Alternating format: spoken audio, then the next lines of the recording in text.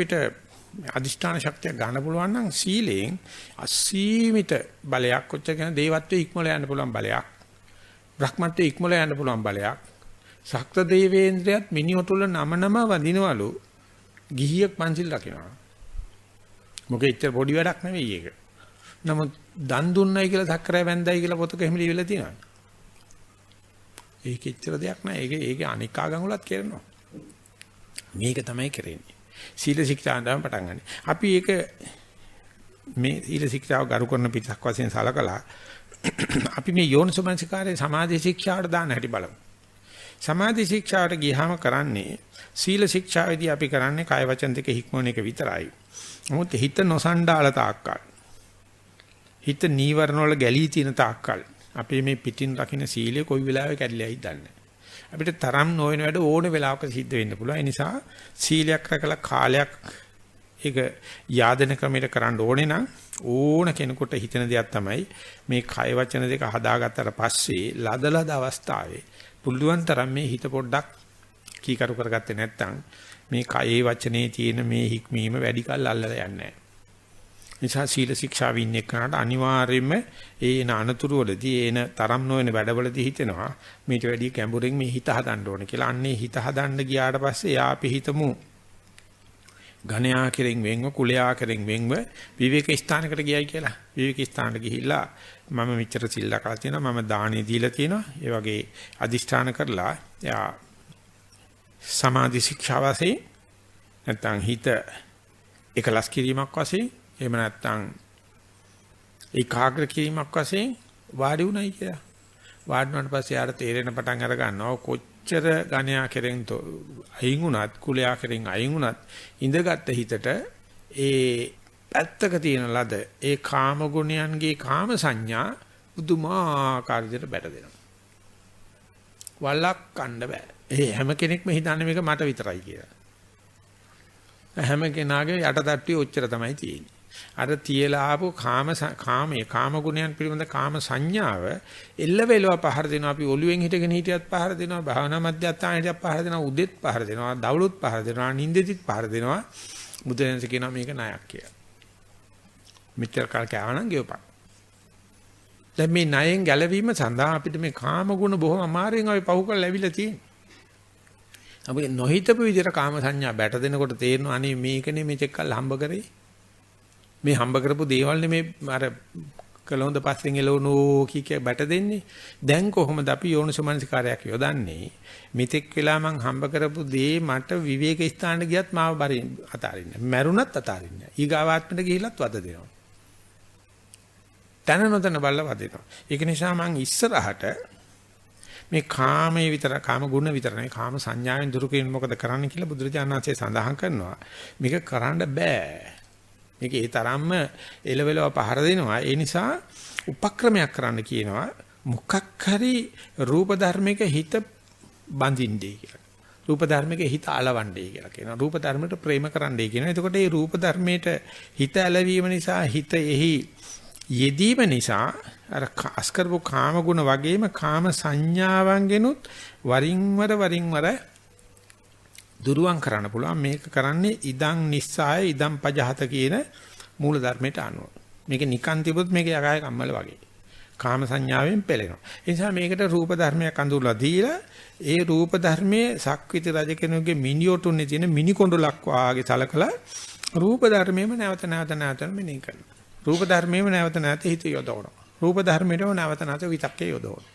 ඉතින් අපි ඉඳගෙන කරන භාවනාවේදී අපි කරන්නේ වාඩි වෙලා මේ කය කියන රූපේ මම දැන් මෙතන ඉඳගෙන ඉන්නවා කියන එකේ පුළුවන් තරම් හිත පවත්නවා. එතකොට අපිට කාම ගුණයක් නැහැ. එන්න වෙලාවක් නැහැ මේ වැඩනේ හිත වැඩේ. ඒ වගේම කාම සංඥාවල් කියලා අතීතයට දුවන ගතිය, අනාගතයට දුවන ගතිය, අතන මෙතන දුවන ගතිය, වෙන කෙනෙක් ගැන හිතන ගතිය.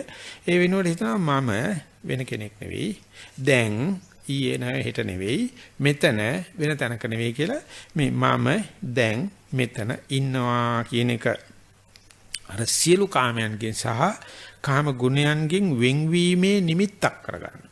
අරමුණක් කරගෙන බලනවා මේ කය කියන සීමාවේ ඇතුලේ හිත පැවැත්වීම මට මුළු ලෝකෙම දන් දෙන්න පුළුවන්ද කියලා.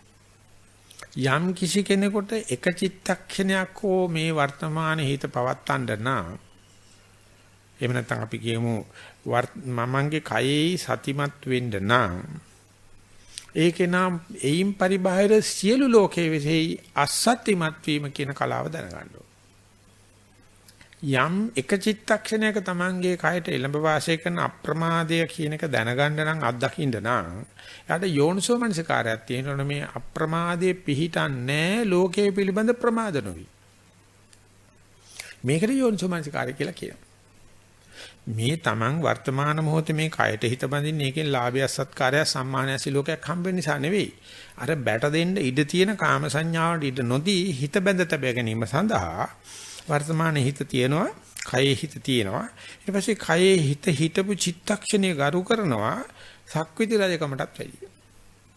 කච්චි රජුගේ ඔටුන්නක් වගේ කරු කරනවා මේක තියාගෙන හිටියොත් මට ලෝකෙම වෙන කාම ගුණ සහ කාම සංඥා නැති වෙනවා. ඒ විතරක් නෙවෙයි මේක කළ හැක්කක් බව. මේ ජීවිතේදී මේ අමුදරුවන් රකින්න ගමන් පෞල් ජීවිත ගත කරන ගමන් එක චිත්තක්ෂණයකට මගේ හිත කයේ තියාගෙන ඉන්න පුළුවන් කියලා මේ තමයි සංසාරේ ඉස්සල්ලාම වතාවට මම හිත නිදහස් කරගත්ත වෙලාව. ඉතින් මේකදී අරුවචාන්සේ ඇත්තටම කතා කරලා පෙන්නනවා මානි යම් කිසි කෙනෙක් යම් වෙලාවක තමන්ගේ කයේ හිත පවත්නකොට එයා මුළු ලෝකයේ විශේෂයි ලෝකයෙන් එන තියෙන සියලු සංඥාවල් අයින් කරගත්තා නම් එයාට කයෙන් එන වෙහෙස කයෙන් එන දැවිලි තැවිලි කයෙන් එන අසහනෙ තියෙනවා හැබැයි ඒ ටික නිසා ලෝකයක් අසහන දුර වෙනවා ලෝකයක් දැවිලි තැවිලි දුර වෙනවා ලෝකයක් වෙහෙස දුරු වෙනවා. ඒ නිසා යා මේ කයෙන් එන දැවිලි තැවිලි සාදරව බාරගන්නේ අර කන්දක් අයින්කරනද වාංගුවට ගත්ත පොඩි ගලක් වගේ. ඒ නිසා එතකොට මේ කයෙන් එන දැවිලි තැවිලි සාදර වෙන්නේ කොහොමද? ඒක පොට්ටපාද සූත්‍රයේදී සරුවත්යන් සඳහන් කරනවා මෙන්න මේකට ප්‍රමෝදේ කියපන්. ඒ තමන් වර්තමානයේ හිත පිහිටපු වෙලාවේ කයේ අතෙන් රිදෙනවා මෙහෙන් සමබර වෙන්නේ නැහැ. කය තියෙන බවට පේනවනේ දැනෙනවනේ ඒ ඔක්කොටම ප්‍රමෝදේ කියලා නම දාගන්නයි කියලා තියෙනවා. මොකද ඒක දන්න නිසා තමන් දන්නවා හිත කාමේ නැහැ. මගේ හිත කාම සංඥාවේ නැහැ. බාහිර ලෝකෙ නෙමෙයි කයේ තියෙන්නේ කියලා. මේකට කියනවා ප්‍රීතිය කියලා කියන්නේ කියනවා. මං අද සටනෙන් දිනුවා මගේ හිත තියෙන්නේ කයේ. කයෙන් මට බෙහෙත එනවා. කයෙන් මට දරත එනවා. කයෙන් මට අසහන එනවා. නමුත් ඒ අසහනේ මම ප්‍රීතියක් විදිහට සලකනවා. මම මේක පස්සද්ධියක් විදිහට සලකනවා. මම මේක සතියක් විදිහට සලකනවා. මම මේක සමාධියක් විදිහට සලකනවා. මේක සුඛයක් විදිහට සලකනවා. ඒතර මේ මිනිස්සයා කයේ හිත හිටපු මොහොත පුදුමාකාර වටිනාකමකින් සලකන මෙන්න මේ කල්පනාට යෝනිසමංස්කාරය කියලා කියන්නේ. එහෙම නැත්තම් කියන්න බලන්න අම්මා ගෙදර හිටියටත් වැඩි දැන් කොන්දේ අමාරුයි. හුස්ම ගන්න ඉඳ ගියාම වෙනදා වගේ නේ හුස්ම ගන්නත් අමාරුයි. අලිම කරදරේ ගෙදර හිටියනම් කෝට් එක එහෙම නැත්තම් හාන්සි පුටුක ඇලවිලා ඉනිසිප දැන් මේක බිම හිටගෙන ගියාම කලෙන් හරීම කරදරයි. නැද්ද මෙහි පැනඩෝල් වැඩිපුර ගෙන ආපුවා? සිද්ධාලේප නැද්ද? කියලා අර කයෙන් එන දරත යන්න වෛර කිරීම තමයි අයෝනිසමංස්කාරය කියන්නේ. ඔක්කොම නම් දරන්න බෑ. ඒක පිළිගන්න ඔක්කොටම දරන්න බෑ. මොකද අපේ හිත හරි බොළඳයි. හරි මෙලෙකයි. නමුත් සර්වඥාන්සේ මේ විදිහට කියන තු ආද්දයනේ කොහොම කියලා දෙන්නේ මේක?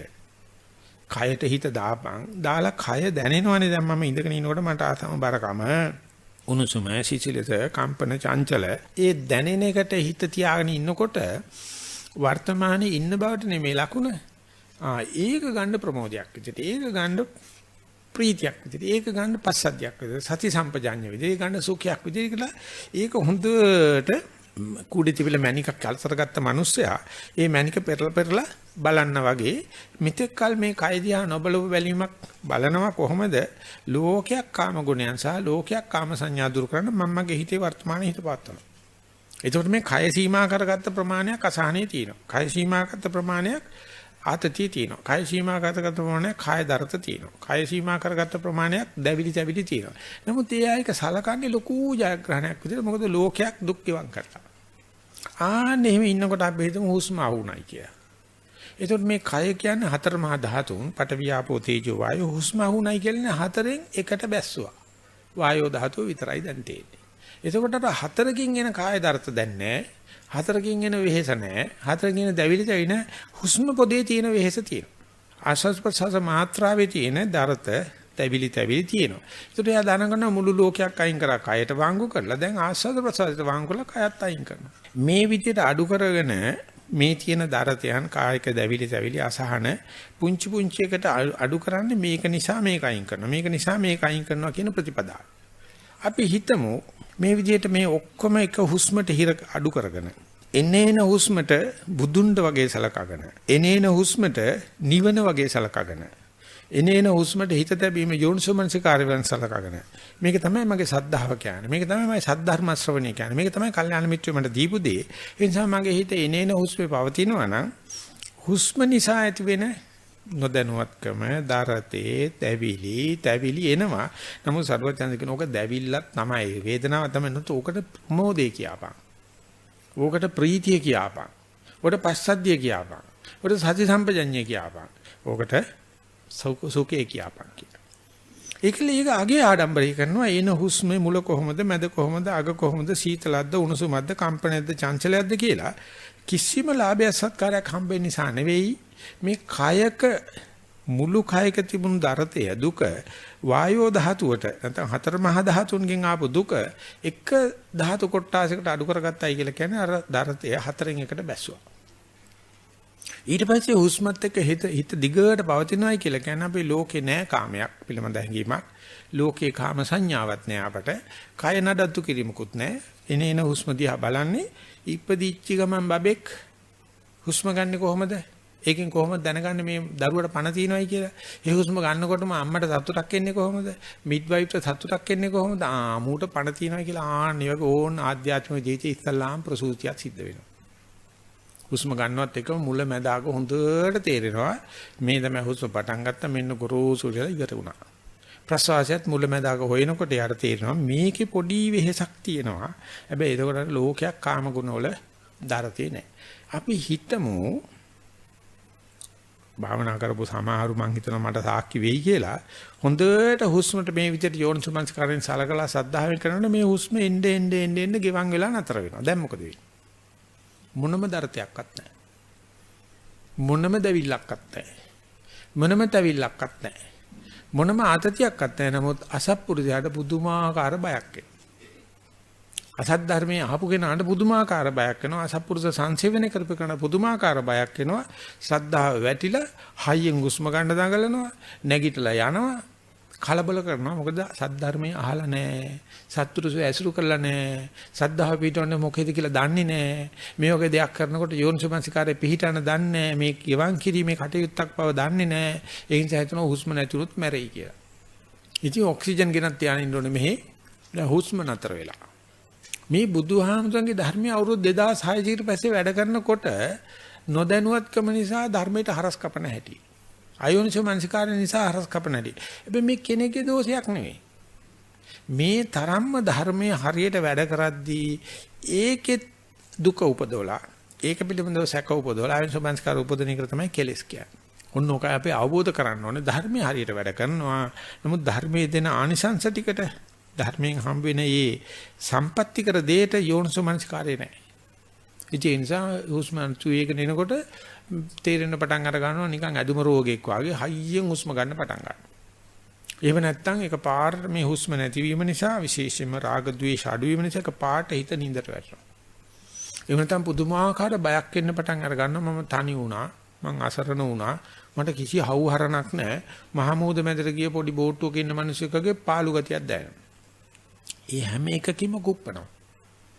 අර අයින් කරපු අසහනය, අයින් කරපු දරතය, අයින් කරපු දැවිලි තැවිලි චේතනා මාර්ගයෙන් එන්න පටන් ගන්නවා. එතකොට මේ යෝගාවචරයට මේ යෝනිසුමනස්කාරය නැත්තම් මේකට අනුග්‍රහ කරන්න ඕනේ බව දන්නේ නැත්නම් අර කවදාවත් කාමච්ඡන්දේ වෙනුවට ආනාපානේ හිත තැම්පත් වීමක්, ඒකෝදි වීමක්, එකලස් වීමක් කරන්න බෑ. ඇත්තටම ඒකෝදි නොවෙනව නෙවෙයි. එකලස් නොවෙනව නෙවෙයි. එකඟ නොවෙනව නෙවෙයි. ඒකට හරස් කපනවා. ඒකට අතුරු ආන්තරාය යලනවා. ඒකට කරදර කරනවා. ඒකට අපි ඥානය කියලා හිතානේ. ඒක තමයි අපේ දැනුම කියලා අපි හිතානේ. අපි ඔය දන්න හැම දැනුමෙම කරන්න තියෙන අර සරුවචාන්සේ පෙන්න ප්‍රතිපදාවට හරස් කපන එක තමයි. ඒ නිසා එතෙන්දී යෝනිසෝමනසිකාරයේ තියෙනවා නම් මං කල යුත්තේ මෙන්න මේ විදිහට තිබෙන දැනෙන දැනුම සංඥා නැත්නම් වේදනා නැත්නම් මේ ආස්වාද ප්‍රසආද වායෝ ධාතුව රූප කොටස ගෙවන් වෙන්න ගෙවන් වෙන්නේ දුකයි. මේකටයි මේලවාසෙන් නිවන් දකින්නයි කියලා කියන්නේ. ඒක මේ වගේ කළ හැක්කක්. මම ඒකට අනුග්‍රහ කරන්නේ කොහොමද? අපේක්ෂා කරගෙන යන්න සියල්ල සම්පූර්ණව ආස්වාද ප්‍රසවාසයේ හිමීර සීතල වෙයි. අඩු වෙයි. සුකුම වෙයි. සූක්ෂම වෙයි. එන්නෙන් කෙටි වෙයි. අන්න කෙටි වෙනකොට තවත් මේක කෙටි වෙන්න ඕන, තවත් සූක්ෂම වෙන්න ඕන කියලා යනවන යෝනිසෝමනසිකාරය තියෙනවා. දැන් හුස්ම නැතුනොත් මට හරි කරදරයක් වෙන්නේ, ගෙදර යන්න හම්බෙන්නෙත් නෑ, මේ අලි කලතරයක් වෙන්නේ කියලා කලබල වෙනවයි කියලා කියන්නේ. ඕකට අයෝනිසෝමනසිකාරය කියලා. ඕකට කෙලස් කියලා කියන්නේ. මම මේ පුංචි නිදර්ශනයක් මේකෙන් හැරපාන්නේ. අපි හිතමු මේ වගේ දවස් 3ක එකදී වෙනවට වැඩි හුඟක් වෙලාට දවස් 7ක් 10ක් කරන එකනට ඒක හොඳට යොදවා ගත්තොත් යම් ප්‍රමාණයක් අත්දකින්න පුළුවන්. අපි මේ විදිහට ආස්වාද ප්‍රසවාස හොඳට සංසිඳන කමුණුත් කලබල කරන්නේ නැතුව මේක තමයි මම අපේක්ෂා කරන්නේ. මේ කාය දර්ශයන් අයින් කිරීම වායෝ දහතුන් එන වෙහස අයින් කරනවා. එන්නේ හුස්ම තැම්පත් වුණා කියලා. එහි හිත මේක ප්‍රමෝදයයි, මේක ප්‍රීතියයි, මේක පස්සද්ධියයි, මේක සති සම්පජඤ්ඤයයි, මේක සුඛයයි කියලා අනුග්‍රහ කරගෙන ගියොත් එයාට අත්දැක ගන්න පුළුවන් වෙයි. ඉස්ලාම් බයිසිකල් පදින මිනිස්සෙක් වගේ සමබර භාවයක් එන්න පටන් අර ගන්නවා. කකුල බිම තියන්නේ නැතුව බයිසිකලේ කියන්න පුළුවන්. ආස්වාද ප්‍රසආජයේ හිත පවත්වන්න පුළුවන්. ලෝකයක් ඒක ඇතුලේ තියෙනවා. නැත්නම් මුළු ලෝකෙම ලැබපු සතුට වැඩි සතුටක් මේකේ තියෙනවා. ආන්නේ විදිහට යෝනිසමනසිකාරයෙන් අනුග්‍රහ කළහොත් නැත්නම් යෝනිසමනසිකාරය හරිය විදිහට පාවිච්චි කළහොත් එයාට මෙතෙක් කල් තිබුණ කාමච්ඡන්දේ වෙනුවට චිත්ත ඒකාග්‍රතාවේ, චිත්ත ඒකෝදි භාවය, සමතය, සමාධිය කිනක අත්දැක ගන්න පුළුවන්.